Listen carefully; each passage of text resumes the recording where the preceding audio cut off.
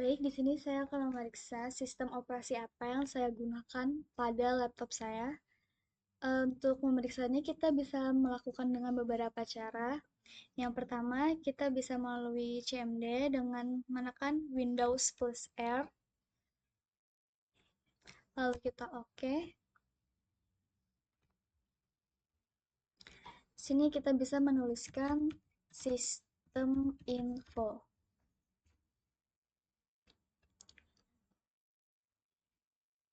Nah, di sini kita bisa lihat beberapa keterangan mengenai laptop kita. Di sini terlihat bahwa sistem operasi yang saya pakai itu adalah Windows, Microsoft Windows dengan versi ini.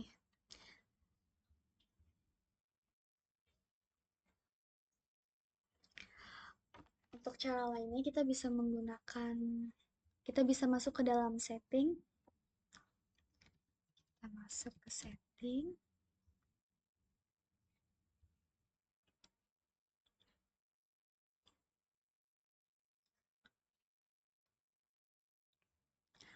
Lalu kita masuk ke sistem dan kita scroll ke bawah, kita pilih about. Nah, di sini kita melihat beberapa spesifikasi dari laptop kita mengenai prosesor, RAM-nya, dan lain-lainnya. Dan di sini sistem operasi yang saya pakai itu terlihat bahwa Windows dengan Windows 11 Pro, edition Windows 11 Pro dengan versi 23H2. Kelebih, Kelebihan dan kekurangan sistem operasi Windows 11 Pro version 23H2 ini, pertama kita akan menjelaskan kelebihan. Kelebihannya memiliki desain antarmuka yang modern dan konsisten dengan sudut membulat, icon yang diperbarui, dan menu start yang dipusatkan. Lalu, memiliki peningkatan performa sistem dengan optimis untuk perangkat keras yang modern. Ketiga, fitur keamanannya lebih baik seperti Windows Hello, BitLocker, dan device encryption. Keempat, virtual desktop yang lebih mudah dikelola dan digunakan untuk berbagai tujuan. Selanjutnya, dukungan untuk direction search yang mempercepat waktu loading game dan aplikasi. Tentu ini akan menguntungkan bagi orang-orang yang suka bermain game. Dan masih banyak lagi kelebihannya. Selain kelebihan, juga terdapat kekurangan. Berikut beberapa kekurangannya. Yang pertama itu membutuhkan perangkat keras yang lebih baru dan mendukung TPM 2.0 yang dapat menjadi masalah bagi pengguna dengan perangkat yang lama. Selanjutnya, tidak semua perangkat yang menjalankan Windows 10 dapat di-upgrade ke Windows 11 karena persyaratan sistem yang lebih ketat. Beberapa perubahan pada menu Start dan taskbar bisa membingungkan pengguna awal. Dan meskipun Windows 11 Pro ini dirancang untuk kompatibilitas yang luas, masih ada beberapa aplikasi lama yang mungkin tidak berfungsi dengan baik atau memerlukan pembaruan. Dan begitulah cara untuk kita memeriksa sistem operasi apa yang kita gunakan pada laptop kita. Baik, saya di sini akan menginstal aplikasi yang bisa berjalan pada sistem operasi saya. Saya akan menginstal CPU-Z. Caranya, kita cari.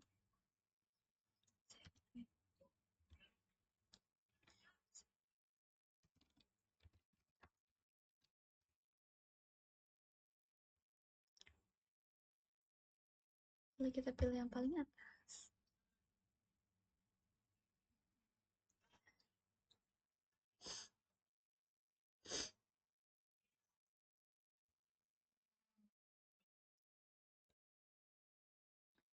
Sini kita scroll, lalu kita bisa milih ini, satu. Lalu kita bisa memilih yang ini, versi.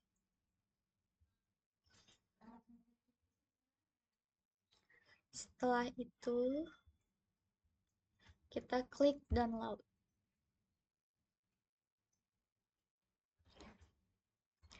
Kita lihat di sini.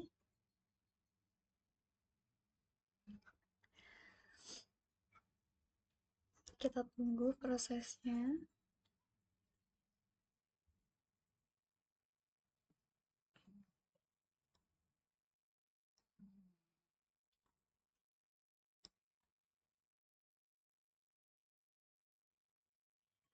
Setelah itu kita buka hasil yang sudah kita download tadi.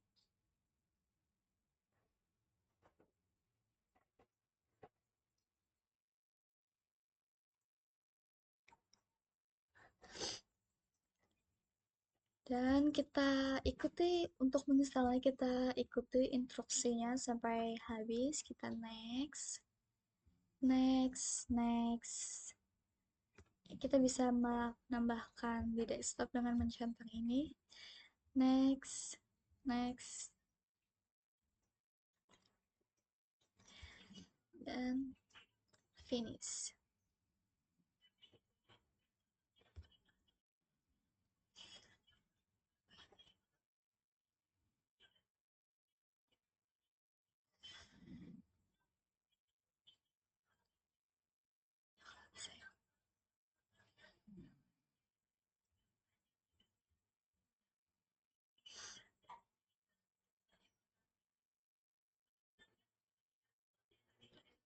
Wih,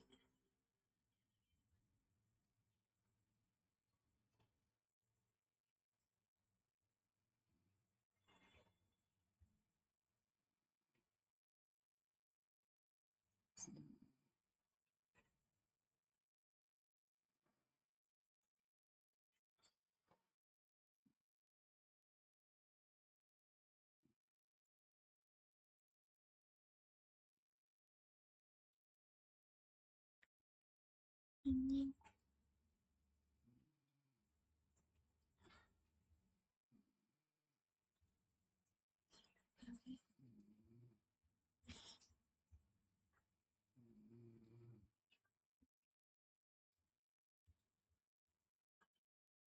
Ini kita tutup saja. Coba kita lihat apakah kita berhasil. Ternyata berhasil. Kita bisa membukanya.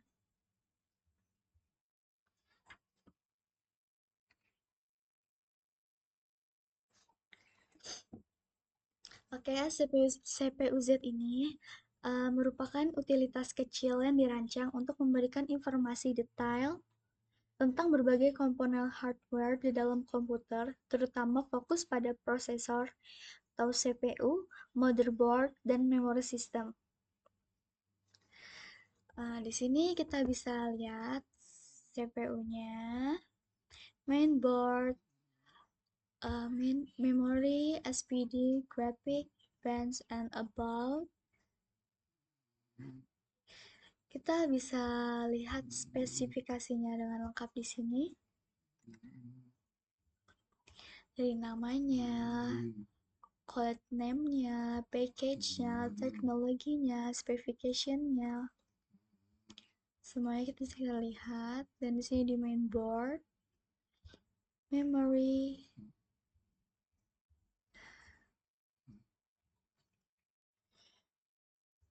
CPU-Z ini sangat berguna untuk pengguna yang ingin mengetahui spesifikasi hardware-nya dengan detail yang lebih mendalam, misalnya saat memperbarui driver atau melakukan upgrade perangkat kerasnya. Dan itulah cara untuk menginstal CPU-Z. Sekarang saya akan menginstal AIDA 64 atau AIDA 64. Kita buka, kita cari AIDA download. Kita klik download. Kita pilih yang paling atas. Setelah itu kita pilih yang paling atas ini, yang aplikasi kita download.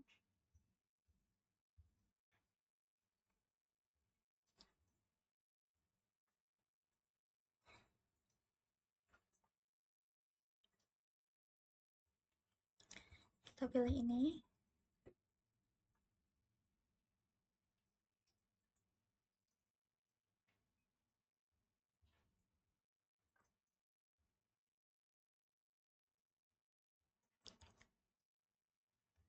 Kita tunggu sampai proses mendownloadnya selesai.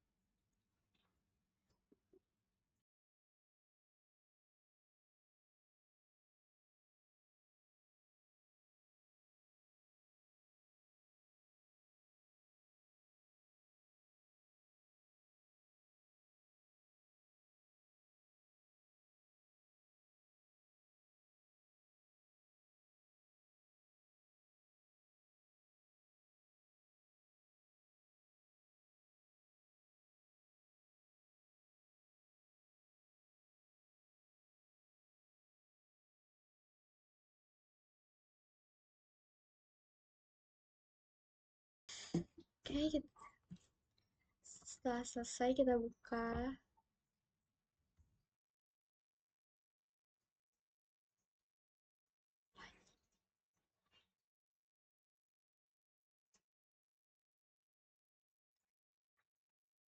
Kita lihat apakah sudah berhasil kita install. Kita buka. Ini kita bisa dapat memilih bahasa, tapi saya menggunakan bahasa defaultnya saja. Eh, Ikuti instalasinya seperti biasanya. Kita next.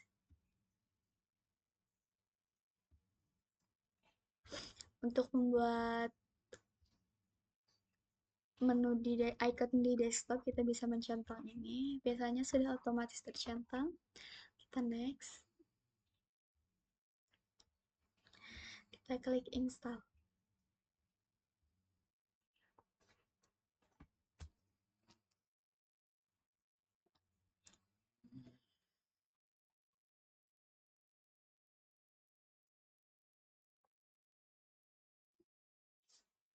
Finish.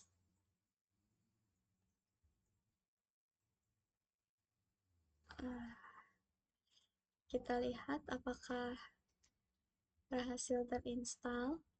Nah, sudah terbuka, guys. Oh ya, untuk yang saya install ini merupakan versi trialnya. Dan ini cuma trial versionnya, jadi ini adalah yang gratis untuk 30 hari ke depan. Jadi kemungkinan, atau bukan kemungkinan, ke depannya setelah 30 hari mungkin kita akan lakukan pembayaran. Oke, di sini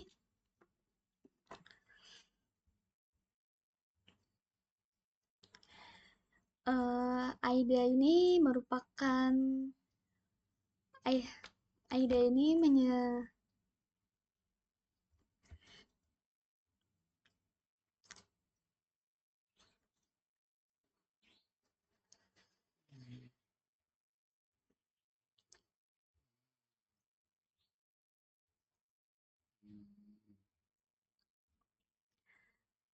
Wait, kita cek apakah sudah ada pada. Bisa kita lihat di sini. Bisa kita lihat di sini. Sudah AIDA yang sebelumnya kita install sudah berhasil terinstall. Kita buka.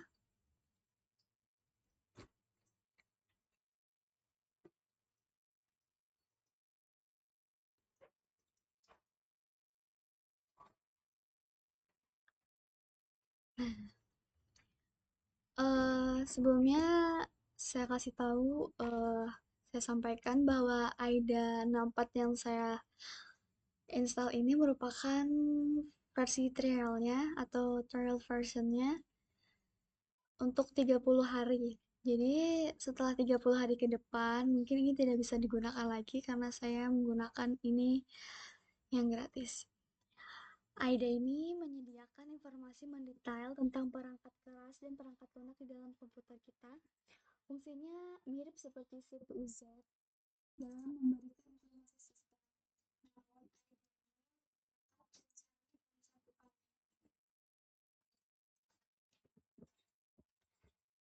Kita bisa lihat beberapa menu-menu di sini.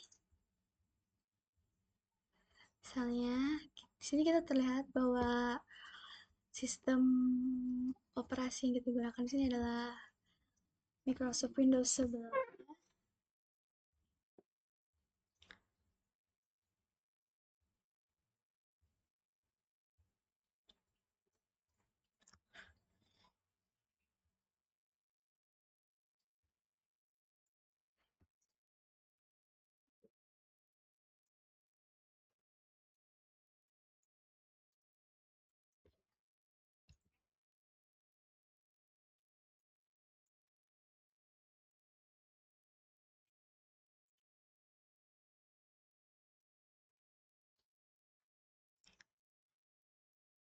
Fungsi utama pada AIDA 64 ini yaitu pada informasi sistem memberikan detail lengkap mengenai sistem operasi, prosesor, chipset, dan komputer hardware yang terpasang.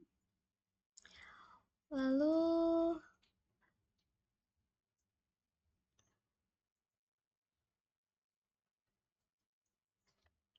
pada informasi overclocking, menyediakan informasi tentang kemampuan overclocking dari CPU, RAM, dan GPU. Pada benchmarking, memungkinkan pengguna untuk melakukan pengujian kinerja terhadap CPU, RAM, dan disk dan mengevaluasi performa sistem. Kita dapat juga memonitoring suhu dan kinerja pada laptop, dapat mendiagnosis sistem juga, dan melihat jaringan dan stabilitasnya, yaitu memeriksa koneksi jaringan, kestabilan sistem, dan performa kinerja. AIDA ini sangat berguna bagi pengguna yang membutuhkan informasi mendalam tentang perangkat keras mereka, atau menggunakan profesional seperti di bidang IT, overclocking, dan pemecahan masalah pada sistem.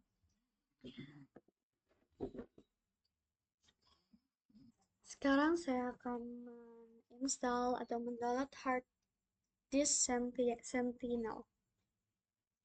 Caranya kita cari seperti sama seperti sebelum-sebelumnya.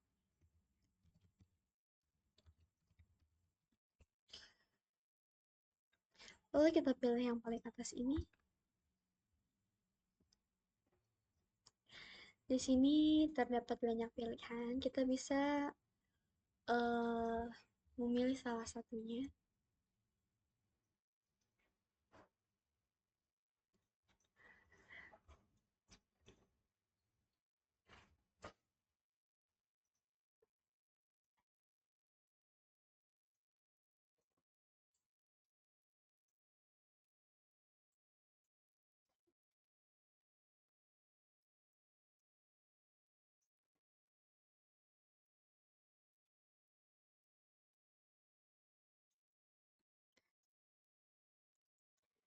Sebelumnya tadi kita klik download di sini. Kita bisa kliknya download di sini atau yang saya tunjukkan sebelumnya tadi. Dan proses sedang berjalan.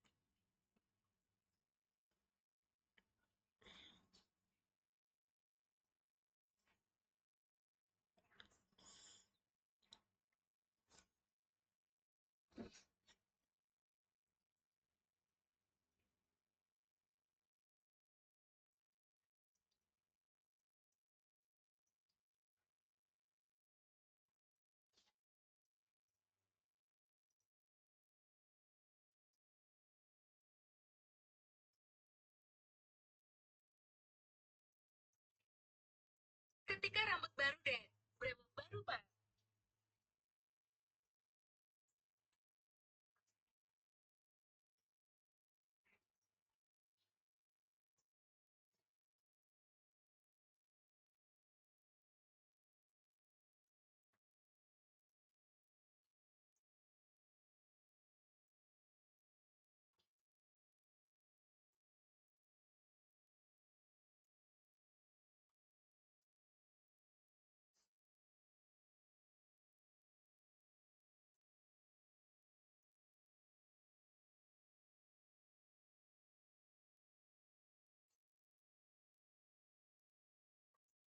Setelah itu bisa kita periksa jika sudah selesai.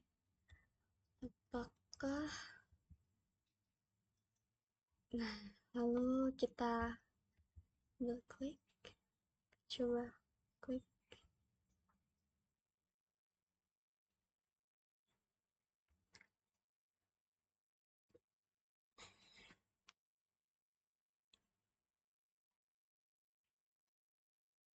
Di sini kita pilih bahasa, dan saya memilih bahasa defaultnya yaitu English.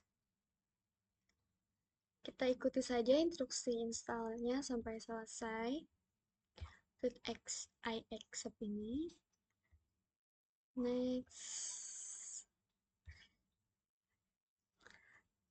Pastikan kita mencentang ini supaya membuat icon pada desktop kita. Lalu kita install.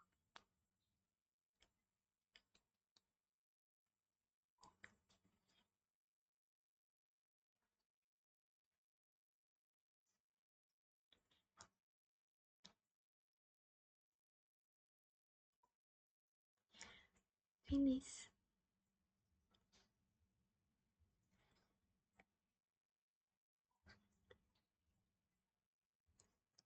Kita lihat. Nah, kita lihat. Kita buka aplikasinya.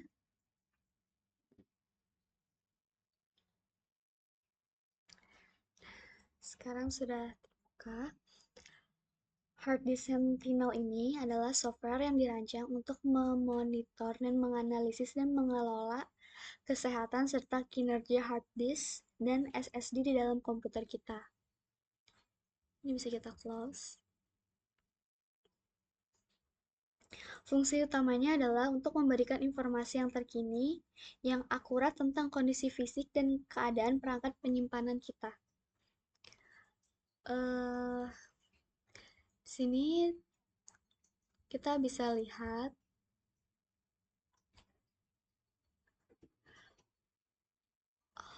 temperatur laptop saya itu 46 derajat Celcius, kesehatannya itu ada 95%, dan untuk performance-nya itu masih 100%. Health-nya tadi 95%, ini masih bisa dinyatakan baik, masih baik. Dan kita lihat ini adalah ruang yang terpakai pada C.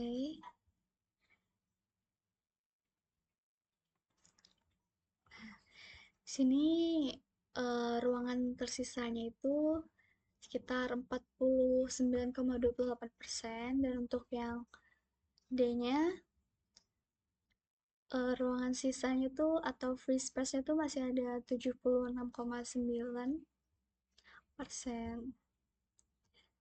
Sini masih banyak fitur-fitur lainnya.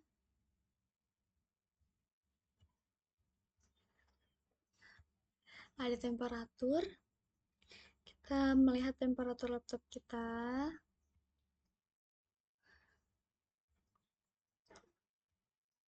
Informasi.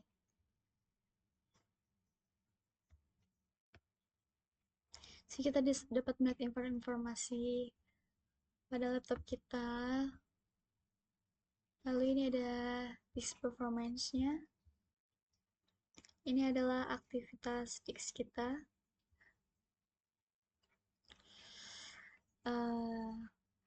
Dan begitulah cara menginstal hard disk Sentinel ini.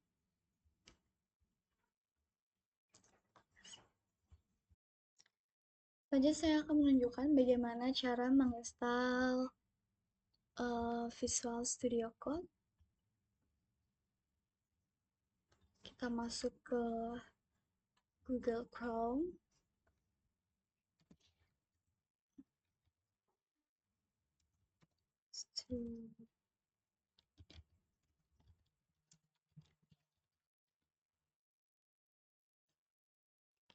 Kita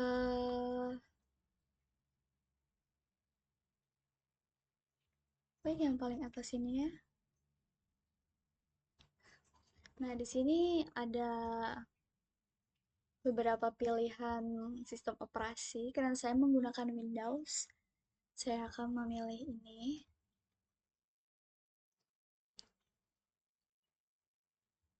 Kita tunggu. Nah, proses penginstalannya sedang berjalan. Mari kita tunggu.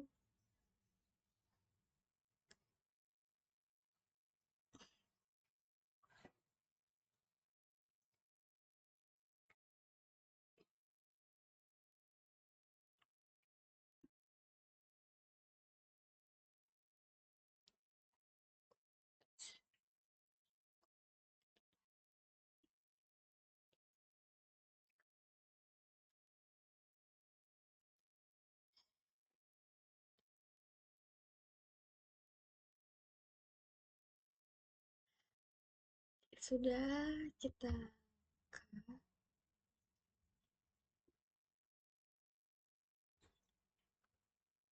Nah, sini kita pilih I accept the agreement, artinya kita menyetujui lisensi agreement-nya. Kita ikuti saja alur penginstalannya. Untuk membuat icon di desktop, jangan lupa centang ini. Kita next saja dan kita install. Tunggu.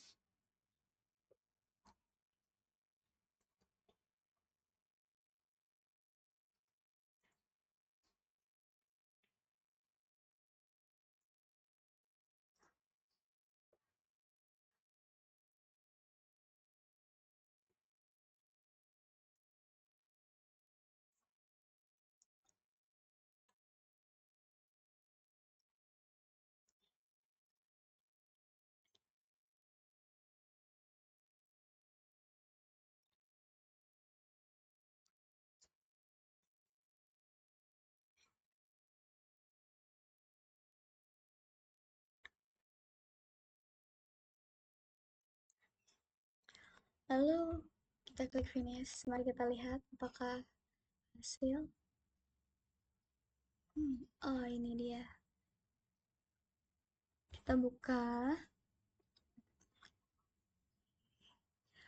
Visual Studio Code ini, atau biasa juga sering dipanggil dengan VS Code, adalah editor kode sumber yang sangat populer dikembangkan oleh Microsoft.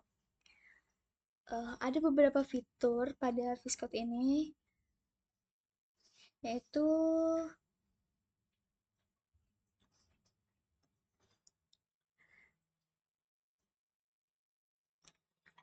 multi-platform. Ini didukung oleh Windows, macOS, dan Linux, sehingga cocok untuk mengembangkan lintas platform. VS Code ini sangat ringan dan cepat. Meskipun ringan, VS Code ini tetap kuat dengan antarmuka yang responsif dan performanya baik. Memiliki ekosistem ekstensi yang luas yang memungkinkan pengguna untuk menyesuaikan dan memperluas fungsionalitas editor sesuai kebutuhan dan pengembangan mereka. Dukungan bawaan untuk debugging untuk bahasa-bahasa tertentu memungkinkan pengembangan untuk mendebug kode langsung dari editor. Oke, di sini kita bisa membuat misalnya new file. Nah, kita bisa mengklik bahasa yang kita gunakan di sini. Kita mencari bahasa P. Lalu kita bisa mengklikkan kodenya di sini. Saya sudah ada pernah membuat ini, misalnya kita lihat eh ini deh, kita lihat. Nah, ini adalah contohnya PHP. Ini adalah HTML.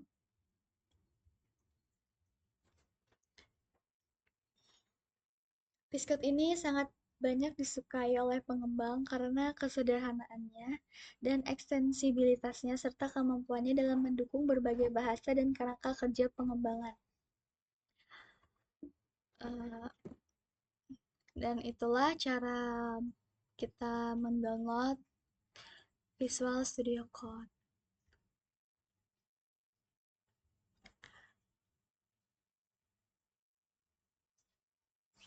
Aplikasi pembaca PDF atau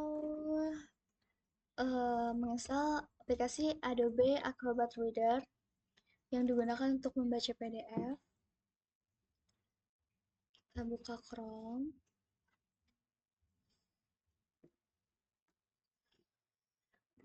Ketikkan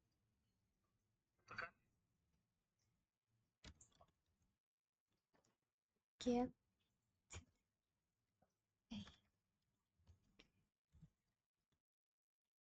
adobe.com/reader.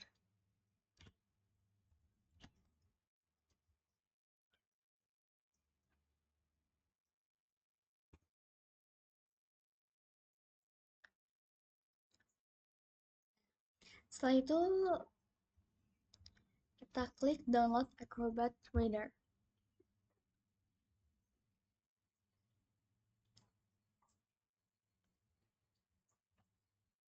Oke, kita buka ya.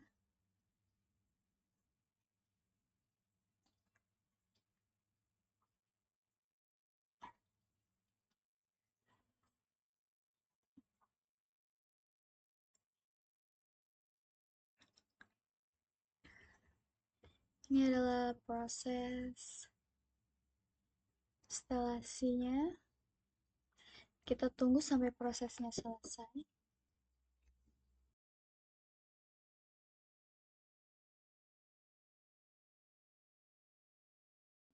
Kita klik finish. Tutup. Ini kita tutup saja. Ya, sudah berhasil kita install.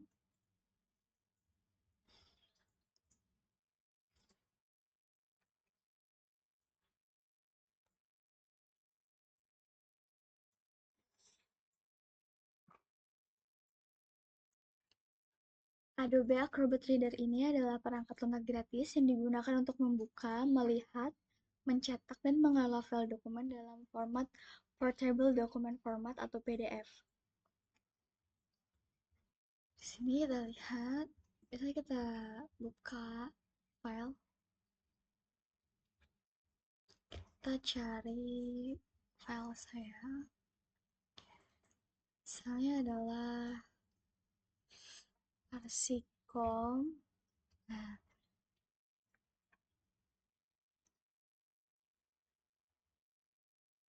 kita buka.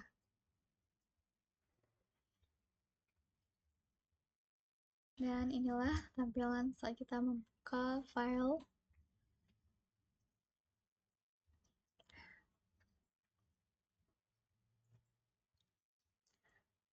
Dan begitulah cara menginstal aplikasi Adobe Acrobat Reader.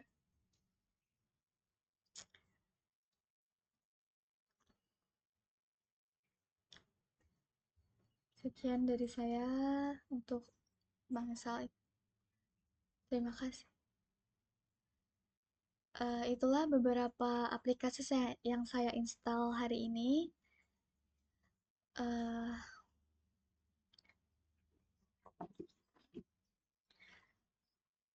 Dan itulah beberapa aplikasi yang saya install hari ini. Ada CPU Z, ada AIDA 64 Extreme, ada Visual Studio Code juga, ada Adobe Acrobat Reader, dan ada hard disk Centennial. Di sini saya akan melakukan pengecekan pemakaian memori, penyimpanan internal, serta kecepatan pengaksesan pada CPU Z menggunakan CPU Z. Pertama kita buka.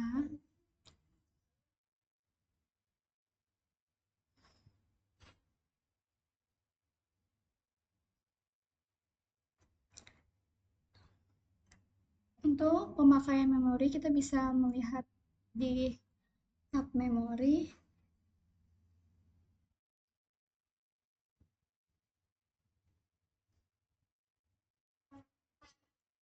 Di sini kita bisa lihat tipenya adalah DDR4 dengan size 4 GB, memiliki channel 1 kali 64 bit, punya mem controller frekuensi yaitu 664,7 MHz. Ini sewaktu-waktu akan berubah. Dan sini ada DRAM frekuensi. Sini rata-ratanya itu 1329 sampai 1600-an megahertz. Ini juga dapat berubah sewaktu-waktu.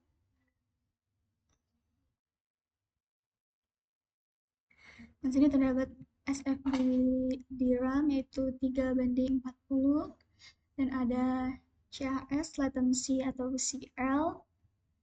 Terdapat TRCD, TRP, TRAS, TRCF, TRFC maksud saya, dan command rate itu CR1T. Dan untuk melihat informasi penyimpanan internal, eh, di sini kita bisa masuk pada tab SPD. Di sini kita bisa melihat detail tentang modul RAM, informasi informasinya di sini terdapat 2 slot. Semua slot kedua saya ini masih kosong.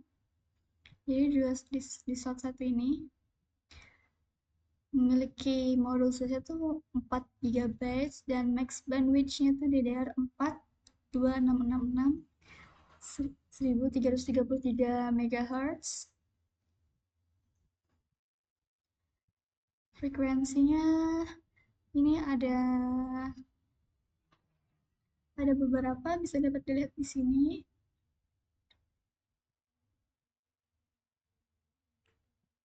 Dan untuk informasi kecepatan pengaksesan memorinya tadi kita bisa lihat di sini antara ini dan gini.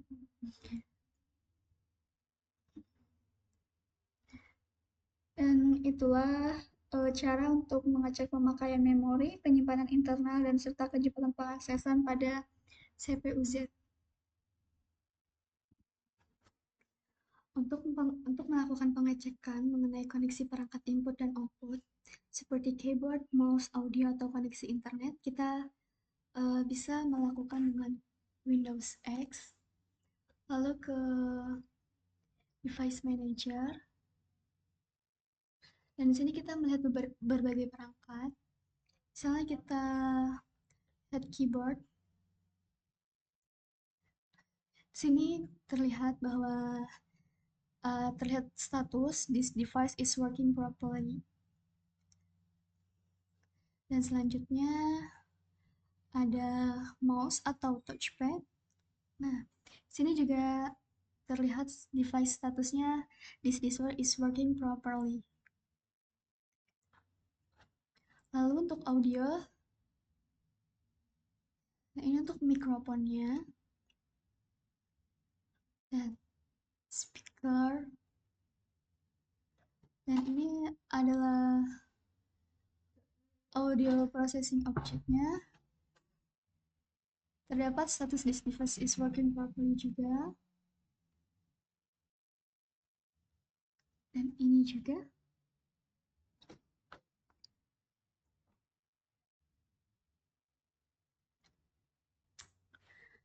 Baik, untuk koneksi internetnya bisa kita lihat pada bagian WiFi sini bahwa ini laptop saya terkoneksi pada internet.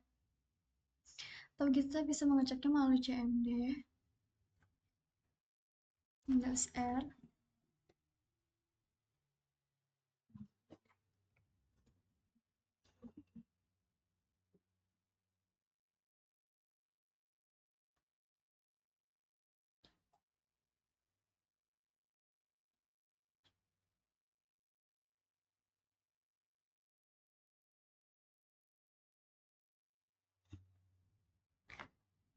Pada CMD ini kita bisa melakukan pada ping Google dengan cara tulis ping google.com, kita enter. Dan di sini tertulis jika muncul seperti tampilan ini berarti kan menandakan berarti laptop kita sedang terkoneksi ke internet. Saya akan membuat kalkulator sederhana dengan bahasa JavaScript menggunakan VS Code. Sekarang kita buka dulu. Lalu kita buat cek baru. Sebelumnya saya sudah menyiapkan kode programnya agar mempermudahkan kita.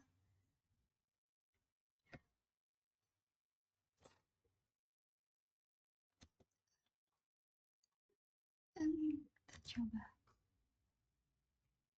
Kita simpan. Saya menyimpannya pada htdocs dengan folder kalkulator, kalkulator sederhana. Kita simpan. Lalu untuk membuka hasilnya, pastikan XAMPP kita sudah nyala. Lalu kita pergi ke Google Chrome.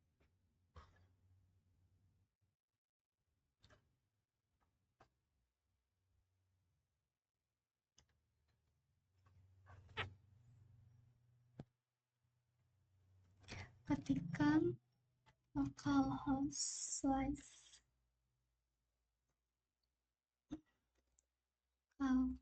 kalkulator.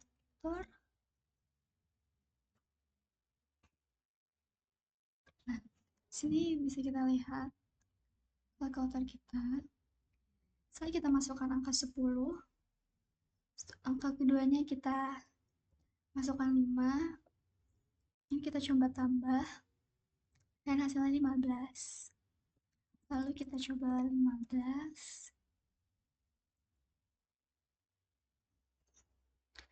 Sekarang coba kita kurang dan hasilnya 12. Lalu kita coba masukkan 2 dan kita coba bagi. Kita coba kali dan hasilnya 40. Coba kita bagi dan hasilnya 10. Itulah cara membuat kalkulator sederhana